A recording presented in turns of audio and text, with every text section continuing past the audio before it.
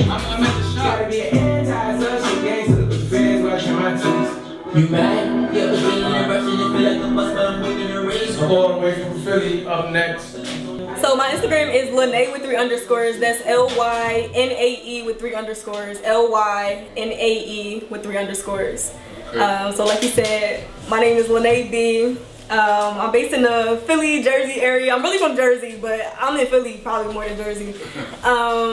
But yeah, a lot of my message is really about just self-love and growth. Like that's really my content. For specifically women, but like just for anybody who wants to listen. And let people know this your first time in DC, right? This is my first time in DC.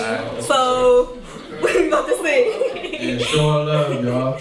Y'all gotta tell me where to go when I come back to come visit. Alright. Yeah, so how many of y'all are here by yourself tonight? Like you came here solo dolo? Alright, cool. How many of y'all with your friend or with whoever? I'm always solo.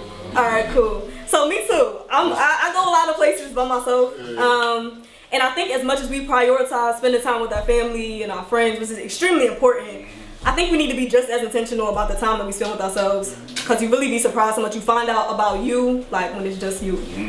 Like for example, I went to this restaurant the other day and I asked the hostess for a table for one. And she was like, are you sure? I mean, we can wait for the other party, it's no rush. And I'm like, no really, like it's just me, just a table for one. So she finally said, okay, right this way, you leave this second set of silverware here just in case, anyone decides to join you. And I'm like, oh no, really, like you can take it. It's just me. It's just a table for one. But the expression on her face read this concern yet judgment of this narrative to be spun that maybe I had some date and he decided not to come. Like who actually in the right mind would come here alone for a meal for fun, or maybe all of her girlfriends bailed on her, or maybe I'm at my wit's end and on the verge of becoming undone. But is it that hard to believe that one could enjoy their own company? It seems so many view solo outings as an anomaly. Won't leave the house without a crew. Saturday nights yelling sexy red until your face turns blue, and Sundays asking God why you attract the men that you do. You won't even go outside unless you have your entourage the size of a football team, and then wonder why the guy of your dreams has not approached you. And I know that you know that no matter how hard you pray Sierra's prayer, he probably won't appear until you pray more for motivation for that self-work you need to do. And in no way does that come from a place of judgment, because I'm talking to me too. And I'm all for a good time, but some things about yourself you will never be able to find if your individualism is constantly being intertwined with the comfort of agreeing minds. Try taking yourself out on a date or spending time alone in nature. And if what's stopping you is the anxiety of receiving judgmental stares, I can assure you that most people are too busy to care. And if they do, smile and wave, and maybe you'll inspire them a new confidence to wear.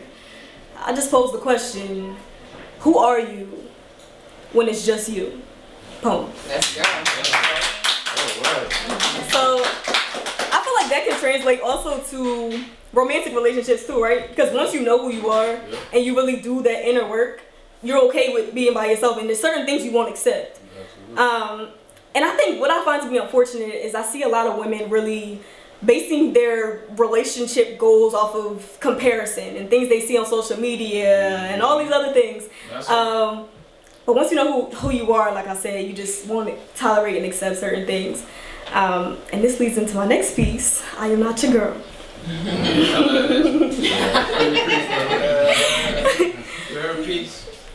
I am not your girl. For you to do the bare minimum and expect the world. Have yet to take me out while suggesting things like Netflix and chill and home-cooked meals. Blessed are the ones who can see through what's real. Your attempt to blind me with acts of lust, my eyes you cannot shield. I am not your girl. Who has the time to teach you how to be a gentleman. And that my hand should never even try to reach for the door. And that maybe you should keep an umbrella in the car just in case it pours into. Innately walk the side of the pavement that the cars are on. I am not your girl.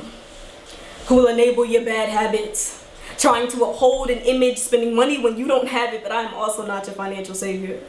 There is no way for me to submit when you refuse to accept accountability for your behavior, saving now task for later.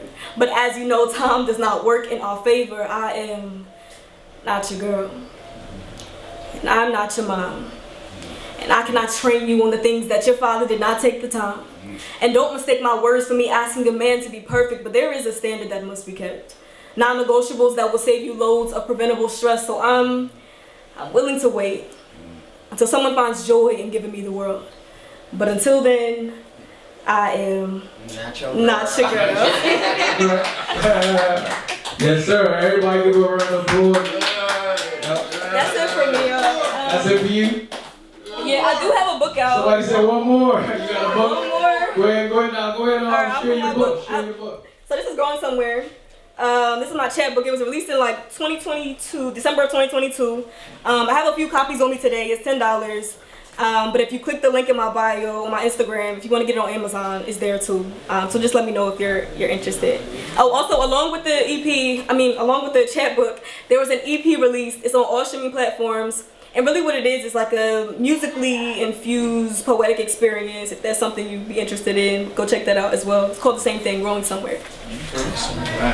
Round of applause, y'all. Show us some love all the way from Philly. Yes, sir. Philly in the house. That's right.